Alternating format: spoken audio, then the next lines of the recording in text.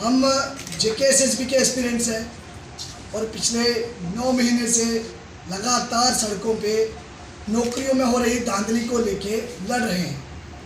कई पड़ाव आए, कई बार हमारे लिए जीत भी मिली, कई बार थोड़ा सा मन कड़वा भी हुआ कि जांच के नाम पे FIR तो लगी लेकिन गिरफ्तारी किसी की नहीं हुई। तो कहीं ना कहीं उस सब से जो युवा है वो नाखुश था। जब नई परीक्षा आई तो एक टेंटेड कंपनी को फिर से जब परीक्षा के लिए बुलाया गया तो कुछ आश्वासन बड़े अधिकारियों की तरफ से, JKSSB के अधिकारी भी शामिल थे और रेवेन्यू के डिपार्टमेंट के भी कोई डिपकॉम, कोई डायरेक्टर, ऐसे अधिकारियों के भी आश्वासन आए, उनकी अपॉइंटमेंट उसके लिए की गई। लेकिन वो पेपर भी लीक हुए, उनकी आंसर की लीक हुई।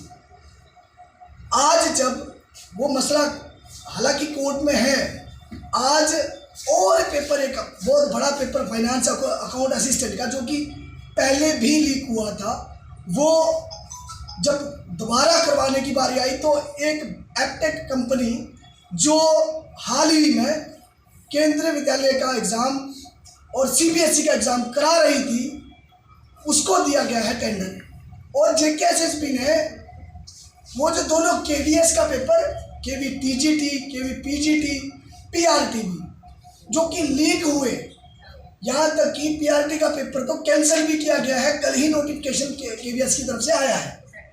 उसके बावजूद भी JKSSB ने कोई संज्ञान नहीं लिया और पेपर उसी कंपनी के थ्रू जारी रखने का काम कर रही है। जो हमारा मसला हमने बाहर देखा कि किसको बताया जाए, तो सड़कों पे जब आए कि भाई पीसफुली प्रोटेस्ट करते हैं ताकि बताते हैं सरकार को कि हमारे साथ ये हो रहा है, तो हमारे हाथ में तो तिरंगा था और सामने सरकार के तंत्र का एक डंडा, जिसका लाठीचार्ज हमारे साथियों पे हुआ, कई घायल हुए। बड़ा अफसोस हुआ ये देखकर और कई लोग परेशान हैं इस सारे जो प्रकरण हुआ। गिरफ्तारियां हो रही हैं, कल भी लगभग 200 जो एस्पिरेंट है उनको डिटेन किया गया। हमें हमारी बात रखने के लिए मौका नहीं दिया जा रहा और जब बात रख रहे हैं तो क्योंकि पता है इन्होंने चोरियां की हैं इसलिए ये उसको दबा रहे हैं। हम जिस भी अधिकारी के पास मिलते हैं वो एक ही इशारों में एक ही बात करता है, मेरे बस में नहीं है। भाई इतने हेल्पलेस कैसे? तो ये संभवतः कुछ ऊपर बैठे हुए अधिकारी, जैसे कि जो सिंगल बेंच की जजमेंट आई थी, जस्टिस नरगाल साहब ने जो जजमेंट दी थी, उसमें एक पैराग्राफ नंबर 19 में एक नाम आता है, लिखा जाता है, वर्ड आता है, चीफ सेक्रेटरी साहब है, उन्होंने डायरेक्ट किया है JKSSB को कि आप CPT मोड में एग्जाम करिए। जहाँ तक मैंने उनके बारे में पढ़ा है और सुना है, मुझे वो कोई IT एक्सपर्ट नहीं महसूस नहीं होते, ना ही मुझे पता है कि है। अगर वो IT एक्सपर्ट हैं जो उन्होंने ये जानकारी दी कि भाई CPT मोड जो है वो सेफर मोड है, तो मुझे लगता है उनको प्रेस कॉन्फ्रेंस करके बताना चाहिए और सर्टिफाइड डॉक्यूमेंट्स दिखाने चाहिए जहाँ से उनको ये सर्टिफिकेशन मिली है कि वो IT एक्सपर्ट है, ये साबित करने के लिए। इसके बाद मसला था, सरकार उस सारे प्रकरण से बचने के लिए डबल बेंच में जाती है। DB में जब हम जाते हैं तो DB में हमारा केस जो है, जिसकी फाइनल हियरिंग हो चुकी है और जस्टिस नरगाल साहब जो MK चौधरी साहब हैं, MA चौधरी साहब, उनके बेंच में ये सुना गया है और ताशीर आबिस्तान, जो जस्टिस ताशीर आबिस्तान जो है, जो एक्टिंग चीफ जस्टिस भी थे, उन्होंने उनके उसमें बेंच में ही सुना गया। अभी उसका फैसला आएगा। हमारे वकील और आपको सरकार के वकील तो AG साहब थे, जो JKSSB उनके भी वकील थे, वहाँ प्राइवेट कंपनी के भी वकील अभिनव शर्मा जी थे, हमारे वकील थे रोहित मट्टू जी, उन्होंने भी बात रखी। जो आर्ग्यूमेंट है वो हो चुके हैं और हमें पूरा भरोसा है अपनी जुडिशरी है उसके ऊपर। फैसला जब भी आएगा समाज हित में होगा, देश हित में होगा और जो पेटिशनर्स हैं उनके साथ अन्याय नहीं किया जाएगा और ना ही होता है। लेकिन JKSSB नए हथकंडे अपना के अगले जो पेपर है वो भी एक प्राइवेट कंपनी है, उसी कंपनी से जिसका हाल ही में सॉफ्टवेयर कॉम्प्रोमाइज हुआ। जो कॉम्प्रोमाइज हुआ FIR नंबर 25 2023 ले जिसको एक एसआईटी इन्वेस्टिगेट कर रही थी। हालांकि सरकार में, क्योंकि एपटेक जो है एक बहुत बड़े बिग बुल राकेश झुनझुनवाला, उनका मेजॉरिटी स्टेक है, कहीं ना कहीं देश की एक बहुत बड़ी पॉलिटिकल पार्टी के साथ भी उनका अलाइनमेंट रहता है। ना जाने क्या हुआ कि जो ले में कार्रवाई चल रही है थोड़ी धीमी गति से चल रही है, लेकिन आगे की बात अतुल जी बताएंगे। धन्यवाद विंकल जी। तो विंकल जी ने आपको डिटेल में बता दिया कि आखिर कहाँ से ये मसला शुरू हुआ है। तो हम आपको मुख्य तौर पर बता दें कि आखिर हमारी 4 मुख्य डिमांड्स हैं क्या, जो हमने जेकेएसएसबी से लेकर एडीसी जम्मू, जब उन्होंने हमें बुलाया पहले दिन लाठीचार्ज के बाद, उनके समक्ष भी रखी। कल डिवकॉम ऑफिस में डिवकॉम साहब के साथ भी वो 4 डिमांड्स डिस्कस हुई हैं, जिसमें सबसे पहले जेकेएसएसबी ने जो कैलेंडर जारी किया है कि यही ब्लैक लिस्टेड टेंटेड कंपनी आने वाले मुख्य एग्जाम करवाएगी। हम मांग कर रहे हैं कि उस कैलेंडर को जल्द से जल्द विड्रॉ किया जाए, वापस लिया जाए। दूसरा, हमें ये कंपनी ही मंजूर नहीं है।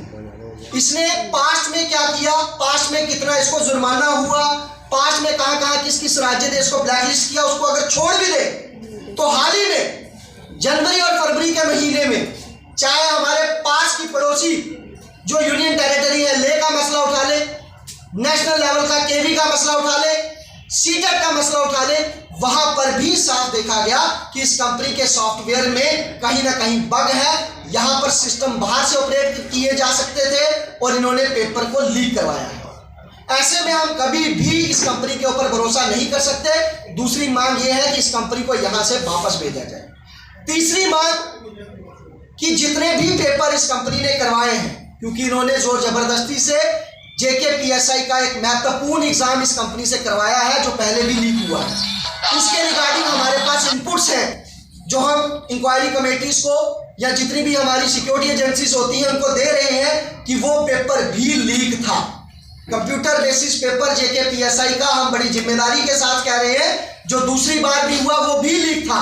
इसलिए तमाम सारे पेपर जो इस कंपनी ने सीबीटी मोड पे करवाए हैं उनकी टेक्निकल इन्वेस्टिगेशन होनी चाहिए, क्योंकि उसको कोई आम इंसान इन्वेस्टिगेट नहीं कर सकता। वो सिस्टम कंप्यूटर पे हुए हैं, सॉफ्टवेयर हाईजैक किया जाता है, उसमें बहुत सारी चीजें हैं, तो इसकी टेक्निकल इन्वेस्टिगेशन होना जरूरी है। ये हमारी तीसरी मांग है। वहीं अगर हम चौथी मांग की बात करें तो बाकी स्टेट्स में हमने देखा पेपर लीक को लेकर सख्त कानून बनाया गया है, और यहां क्या हुआ, जिन बच्चों ने स्कैन किया, जिन्होंने पेपर खरीदा था, जिन्होंने पेपर बेचा था, उन बच्चों ने हमारे साथ बैठकर दूसरी बार दोबारा पेपर दिया। तो हम ये चाहते हैं यहाँ पर सख्त से सख्त कानून पेपर लीक को लेकर बनाया जाए, ताकि दोबारा कोई ऐसा करने की हिम्मत ना करे। इन 4 मांगों को लेकर हम तब तक प्रदर्शन करते रहेंगे जब तक इनको नहीं सुना जाएगा। गवर्नमेंट एक बार लाठीचार्ज करे, 2 बार करे, हम तब तक सड़कों पर आते रहेंगे जब तक हमारे जेन्युइन इश्यूज को ना सुना जाए। अब इस मुहिम के साथ तमाम सारी सामाजिक, रिलीजियस और पॉलिटिकल ऑर्गेनाइजेशंस को जोड़ने के लिए हम उनसे भी अपील करेंगे, और कार्तिक जी से अनुरोध करूंगा वो सभी ऑर्गेनाइजेशंस को हमारे कल के कैंडल मार्च के लिए अपील करें। कार्तिक जी। अतुल जी धन्यवाद। जितने भी मीडिया के भाई बंधु आए हैं मैं उनका तहे दिल से धन्यवाद करता हूँ। आज जैसा कि विंकल भाई और अतुल भाई ने बता दिया कि हमारा फर्दर कोर्स ऑफ एक्शन क्या होने वाला है। कल एक कैंडल मार्च जो है हम लोग ऑर्गेनाइज करने जा रहे हैं शाम को। उसका वेन्यू कच्ची छावनी से लेकर गवर्नर हाउस तक होगा। थोड़ा कच्ची छावनी से लेकर गवर्नर हाउस तक उसका वेन्यू होगा। और मैं तमाम सोशल पॉलिटिकल ऑर्गेनाइजेशन से अपील करूंगा कि वो इस प्रोटेस्ट में, हमारे इस कैंडल मार्च में हमारा समर्थन दें। और बहुत सारी सोशल पॉलिटिकल ऑर्गेनाइजेशन से हमारी लगातार कल से बात भी हो रही है। कई सोशल ऑर्गेनाइजेशंस जिनमें एनएसयूआई, आम आदमी पार्टी का स्टूडेंट विंग जो है, इसके अलावा बार एसोसिएशन से बात चल रही है हमारी, उनके प्रधान ने आज हमें टाइम दिया गया है। इसके अलावा ट्रांसपोर्ट जो यूनियन है उनके जो प्रधान है उनसे हमारी बात हुई है, उन्होंने भी हमें कल सुबह का टाइम दिया है। इसके अलावा चैम्बर ऑफ कॉमर्स के जो प्रेसिडेंट है उनसे हमारी बात हो चुकी है। युवा राजपूत सभा के प्रधान राजन सिंह यादव जी, उनसे हमारी बात हो चुकी है।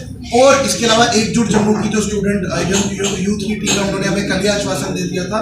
और भी बहुत सारे सोशल पॉलिटिकल एक्टिविस्ट, उन लोगों ने हमें आश्वासन दिया है कि इस मार्च में, इस प्रोटेस्ट में वो हमारा बढ़ चढ़कर साथ देंगे। साथियों, आप लोगों के माध्यम से मैं एक चीज़ और कहना चाहूँगा, हर किसी तक पहुँचना हमारे लिए पॉसिबल नहीं है। हम तमाम जितने भी सोशल पॉलिटिकल एक्टिविस्ट हैं, जितनी भी रिलीजियस ऑर्गेनाइजेशन हैं, जितनी भी नॉन रिलीजियस ऑर्गेनाइजेशन हैं, मेरे साथ जुड़ी जितनी भी NGOs हैं, मैं उन सबसे ये रिक्वेस्ट करूंगा कि ये मीडिया के माध्यम से आप लोगों से हम हाथ जोड़कर विनती करते हैं। शायद हम हर किसी तक नहीं पहुंच सकते, हर किसी को पर्सनली नहीं बोल सकते। आप सब अपना इसको दायित्व समझे कि ये करप्शन के खिलाफ जो लड़ाई है, ये सिर्फ हम लोगों की जिम्मेदारी नहीं है, आप लोगों की भी जिम्मेदारी है। जो आज एस्पायरेंट्स हैं, उन लोगों की भी जिम्मेदारी है, जो कल को एस्पायरेंट्स बनने जा रहे हैं, उनकी भी जिम्मेदारी है। मैं कॉलेज स्टूडेंट से भी रिक्वेस्ट करूंगा, हर किसी से रिक्वेस्ट करूंगा कि बढ़ चढ़कर हमारा साथ दें। धन्यवाद। जय हिंद, जय भारत।